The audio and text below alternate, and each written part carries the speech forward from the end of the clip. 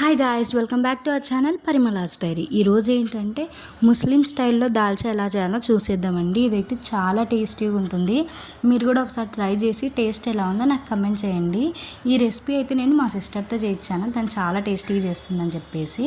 ఇప్పుడు నేను ఒక కప్పు శనగబాళ్ళకి 3 కప్పుల వాటర్ అయితే తీసుకొని 5 విజిల్స్ వచ్చేదాకా ఉడికించుకున్నాను అనమాట. ఇప్పుడు పక్కన ఒక బాండి పెట్టుకొని అందులోకి 2 టేబుల్ స్పూన్ల ఆయిల్ వేసి ఆయిల్ హీట్ అయ్యాక కట్ చేసి పెట్టుకున్న ఉల్లిపాయలు వేసుకొని బాగా వేగించుకోవాలి.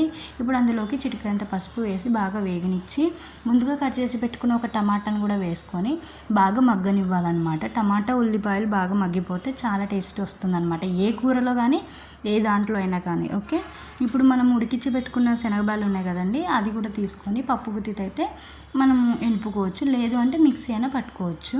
ఇప్పుడు ఇందులోకి అల్లం వెల్లుల్లి పేస్ట్ అండ్ అలాగే కొత్తిమీర పేస్ట్ కూడా వేసుకొని బాగా వేగనివ్వాలి. పచ్చివాసన పోయేదాకా బాగా వేగనిచ్చుకోవాలన్నమాట. ఇప్పుడు ఈ దాల్చాలోకి శనగబాలే ఎందుకు వేయాలి అంటే, శనగబాలు వేయడం వల్ల అదొక టేస్ట్ ఉంటుంది చాలా బాగా. లేదు కందిబాలైనా వేసుకోవచ్చు, కానీ శనగబాలు వేసుకుంటేనే చాలా టేస్ట్ అనేది ఉంటుంది. శనగబాలతో చేసుకుంటేనే ఇంకా టేస్ట్ అనేది వస్తుంది అనమాట. ఒక చిన్న నిమ్మకాయ సైజ్ అంత చింతపండును కూడా నానబెట్టుకొని చింతపండు రసాన్ని కూడా వేసుకొని బాగా ఒక 2 నిమిషాలు ఉడికించుకోవాలండి. చూస్తున్నారు కదా, ఇప్పుడు మనం ముందుగా రామి పెట్టుకున్న శనగపప్పు మిశ్రమం ఉంది కదా, అది కూడా వేసుకొని బాగా ఉడికించుకోవాలి. ఇది ఉడికే కొద్దీ గట్టి పడుతుంది కానీ మనకి లూజ్ అయితే రాదన్నమాట. ఓకే, ఇప్పుడు మనము ఇందులోకి మీరు ఎంతైతే కారం తినగలుగుతారో అంత కారానికి సరిపడంత అయితే వేసుకోండి. నేనైతే 1.5 టేబుల్ స్పూన్ అయితే కారం వేసుకున్నాను. రుచికి సరిపడినంత ఉప్పు వేసుకున్నానండి.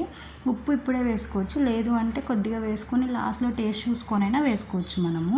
చూస్తున్నారు కదా, ఇప్పుడైతే దీన్ని బాగా కలుపుకోవాలన్నమాట. ఇది టైట్ అయిపోతుంది కాబట్టి ఒక గ్లాస్ దాకా వాటర్ అయితే వేసుకున్నానండి నేను. వేసుకొని లో ఫ్లేమ్లోనే 2 పొంగులు వచ్చేదాకా బాగా ఉడికించుకున్నామంటే ఎంతో టేస్టీ అయిన దాల్చా అయితే రెడీ అయిపోతుంది. చాలా అంటే చాలా టేస్టీ ఉంటుంది. మీరు కూడా ట్రై చేసి టేస్ట్ ఎలా ఉందో నాకు కమెంట్ చేయండి. ఓకేనా.